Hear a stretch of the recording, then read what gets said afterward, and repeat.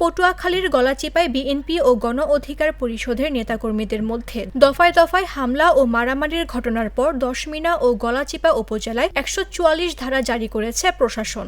দুই পক্ষের মধ্যে যাতে কোনো ধরনের পুনরায় কোনো সংঘর্ষ বা কোনো ধরনের অপ্রীতিকর ঘটনা না ঘটে এজন্য আমাদের অতিরিক্ত ফোর্স মোতায়েন করা হয়েছে। আমাদের সাথে আর্মি আছে আর র্যাব আছে।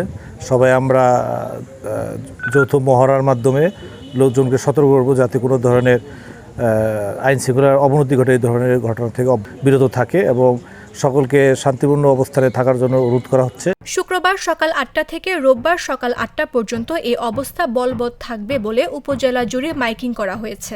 নিষেধাজ্ঞা অমান্য করে কেউ সভা সমাবেশ কিংবা জমায়েত করলে আইনগত ব্যবস্থা নেওয়া হবে।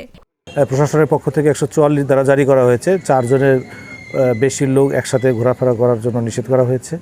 সকল যে দলেই হোক তারা যাতে কোনো ধরনের অপ্রীতিকর বা আইনশৃঙ্খলার অবনতি ঘটাতে পারে এই ধরনের যে কোনো কার্যক্রম থেকে তাদেরকে অব্যাহতি থাকার জন্য অনুরোধ করা হচ্ছে।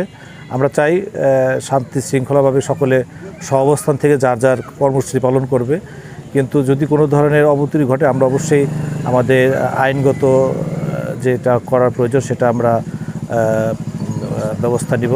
এদিকে বিকাল ৩:৩০টায় গলাচিপা অফিসার্স ক্লাবে একটি সংবাদ সম্মেলনের কথা থাকলেও এ প্রতিবেদন লেখা পর্যন্ত সম্মেলন হয়নি। তবে গণ অধিকার পরিষদের নুরুল হক নূর গলাচিপা উপজেলা গেস্ট হাউসে অবস্থান করছেন।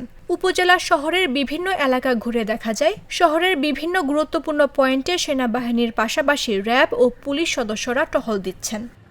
তাই আমরা সকলকে অনুরোধ করছি যাতে শান্তিপূর্ণভাবে তাদের সহাবস্থানে থাকার জন্য অনুরোধ করছে এবং ঈদ পরবর্তী এই সময়ে দেশের আমাদের গলাচিপা বা প্লাস পটুয়াখালী জেলায় যাতে কোনো ধরনের রাজনীতিক বা যে কোনো ইস্যুকে কেন্দ্র করে কেউ যাতে কোনো ধরনের নিজের স্বার্থ হাসিল করতে না পারে সেই ধরনের পরিস্থিতি করতে দেওয়া হবে না, যাতে করে আমরা সকলেই মিলেমিশে শান্তিপূর্ণভাবে পটুয়াখালীবাসী একসাথে বসবাস করতে পারি সেই ব্যবস্থা করার জন্য আমরা সকলে মিলে কাজ করি।